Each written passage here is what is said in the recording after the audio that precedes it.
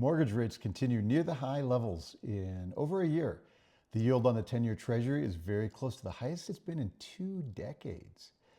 This summer, the bond market is keeping the affordability pressure on American homebuyers. It's probably inevitable that homebuyer demand slows a bit this summer as a result. But measuring demand in the housing market is actually very tricky. You can't just count the sales rate because in supply-constrained markets like Chicago right now, there's more demand than supply. More sales would happen if more homes were available for sale. I like to use price reductions to get insight on demand. Price cuts kick up when demand slows. They move lower when demand accelerates. When a home is listed and sellers don't get an expected offer over the weekend, then the price cuts start coming on Monday. A home is on the market now. It does a price cut in August. It gets an offer in September for a sale that closes in October. And if you're counting sales rates to understand demand, it's not until November that you learn that information. But we can tell you right now how many homes need a price reduction. Price cuts are a really fast indicator of shifts in market demand. That's totally normal for about a third of listings to take a price cut before they get a deal done. In all markets, some homes are overpriced and need a price cut before they sell. In some markets, fewer than a third is normal. Some markets, more is common. Currently, 41.4% of the homes on the market have taken a price cut from the original list price. That's more than normal. This makes sense. Demand is lighter. Home buyers have felt the affordability pinch for 4 years now. And also, price reductions rose by 50 basis points for the first week of August. So that's the demand shift that we want to watch closely. Today, we'll take a look at the current state of the market as of the first week of August. We're going to look at the supply side, and then we'll look for any demand changes. So let's start today looking at the landscape of homes available now. The active inventory is 1.1 million homes on the market. That's including single family, condos, and townhomes. It's actually 1% fewer than last week and about 1% more than the same week a year ago. Nationally, the supply of homes on the market is basically unchanged from last year. If you haven't been paying attention to the data, this might come as a surprise, but that's the reality. The supply of homes is not really growing. Some markets have more supply than a year ago, others have fewer. The markets in the crisis shortage, like Chicago, are not yet showing any growth in inventory, really, which is unfortunate for buyers there. There are really no parts of the country where supply of homes is climbing rapidly. We counted 81,000 new listings this week. It's about 1% more than a year ago. That pace continues to be 10 to 15% fewer sellers than there were at any given week in August of the last decade. So at that time, 100,000 sellers per week would be totally common in August. Now it's barely over 80,000. So there are almost no distressed sellers around the country, those in foreclosure. There are very few of those in the pipeline either. Don't count on distressed homeowners to add to inventory anytime soon. There just really aren't any right now. In the summer months of August and September, available inventory usually bounces along a plateau near the highs for the year. Most of the new listings happen in Q2, but there's still a lot of activity in the third quarter. That's where we are now. So this plateau is what we might call normal seasonality for the housing market. But events can and do knock us out of that normal seasonal pattern. So in recent years, for example, 2022, 23, 24, we had late summer interest rate spikes. And each of those years, rates were climbing like over 7% to 7.5%, even 8% for the 30-year fixed rate mortgage. When rates rise, so does inventory. And in this chart, each line is a year. I've included 2024 here in orange. In October of 24, we had one of these sharp increases in the cost of money. Mortgage rates climbed by 90 basis points in a month. And you can see the spike corresponding in inventory in the fall there of 2024 in that orange line. I didn't include 2020 here, but it's easy to remember how that plummeting interest rate environment led to crazy demand surge and all the available inventory was gobbled up during that whole cycle. So the takeaway from inventory data that right now, the supply of homes on the market is roughly unchanged from last year and is trotting along the annual summer plateau. But demand shifts can and do happen, which could drive inventory higher or lower from here. With that supply story as the backdrop, let's look at the demand side. I mentioned how the price cuts are marching higher right now. Here's that data. There are still fewer price cuts now than a year ago, but each week we're getting closer to last year's pace. As of now, 41.4% of the homes on the market have taken a price cut from the original list price. That's up nearly 50 basis points for the week and getting very close to overtaking last year's level. So in this chart here, each line is a year. The blue line for 2026 is sloping upward now. It's a pretty clear signal that home buyers are slowing down as mortgage rates hit their 12 months highs and haven't really receded yet. Interesting, last year at this time, rates had already crested and started their 7-month march lower.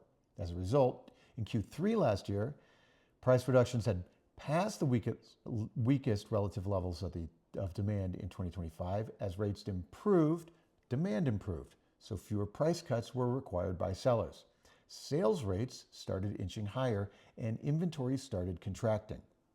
That was all started a year ago.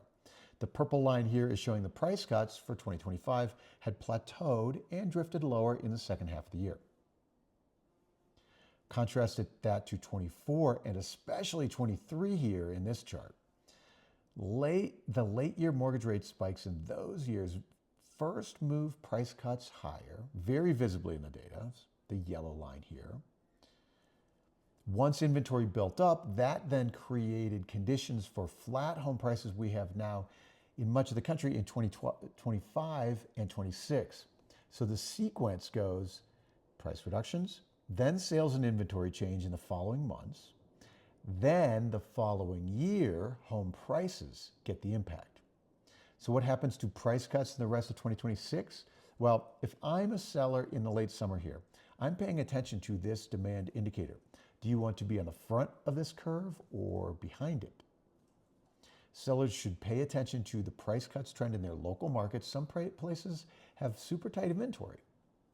If we're lucky and we get some good news, for example, from the Middle East, then maybe we get some affordability improvements for home buyers in the next few months. Like all the housing market data, the price cuts have very local behavior. In some markets, it's normal to have only 20% of the homes need a price cut before selling. In other markets, 40% is more normal. So what you want to watch for is how many sellers need to take a price cut now. Is it more than normal? Is it changing quickly? That change represents changes in buyer demand. It's a very clear signal on the future home sales and future prices way out another year. For most of 2026, we've been tracking the weekly pending sales above last year's pace. Year to date, we've counted 3.5% more sales than in the same period last year, but for July and into August, that growth pace has slowed. In this chart, I have the percentage change in sales from the year prior. So it's an illustration of the momentum in the market. When the blue line here is in the white zone, that's when home sales are growing. When the line is in the gray area, that's fewer transactions than the year prior. This is a 4-week rolling average to smooth out the weekly jumps and dips. But here at the right end of the chart, home sales are essentially unchanged right now in the recent weeks from the year ago pace. April and May had the best demand of the year. There have been a few moments in 2026 when sales volumes went below last year. So the first came with the big winter storms at the end of January. I have that highlighted here. The next came in March with the start of the war. I have that highlighted here. And now, with mortgage rates at their 12-month highs, you can see the dip in the sales pace in terms of growth from last year. This chart also makes it easy to see the first half of 2025 is really slow, back here at the left end of the chart, with mortgage rates over 7 for much of that time. So what happens next? I actually think the momentum turns a little positive next week based on the most recent data, but that isn't a big move like we saw in April and May. The weekly numbers are coming in like 0.5% more than a year ago. Basically, sales rates unchanged from last year. The difference is that last year demand was starting to improve in Q3 after a very slow start for the year. Let's close with home prices today. The median price for the nation now is $399,000. These are the homes going into contract each week. That is basically unchanged from a year ago, only a fraction of a percentage more than last year at this time. Home prices are very local too, of course. The inventory shortage markets like Chicago still have pretty strong home price appreciation. Chicago home prices, according to Case-Shiller Index, are up nearly 7% from last year. That's pretty shocking, actually, considering how many markets have home prices falling year over year. So in this chart, I've included several years here. You can see we're past the normal seasonal peak in home prices, which happens in May and a little early June each year. Many years, there's also a late season jump in prices in October. You can see that at the right end of the chart. The gray line here is 2022, and that year was a big shock in demand, and prices adjusted lower in May, June, and again in September, October. That's the gray line. It took a 400 basis point rise in interest rates to get that price change. In general, home prices exhibit what we call downside stickiness. Sellers are very slow to price lower if they've seen some evidence of home price appreciation. So that's one reason it's so rare for home prices to fall compared to a year prior, even when demand slows way down. That stickiness is probably actually even more true in this cycle because homeowners have very cheap ownership costs, very cheap mortgages. So potential sellers if they don't see the offer, then they don't have to sell at all because their costs are so low. So they can just hold until demand recovers.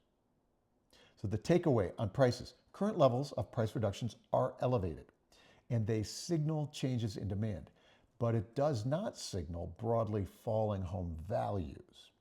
We saw demand crater in 2022, which did have that impact on home prices. We don't have that that demand shift underway now. It's a subtle slowdown now. Home prices are roughly unchanged from a year ago, and that looks to continue nationally. Keep an eye on the price reductions data for August for insights on how consumers are feeling the changes in affordability as it happens. More next week.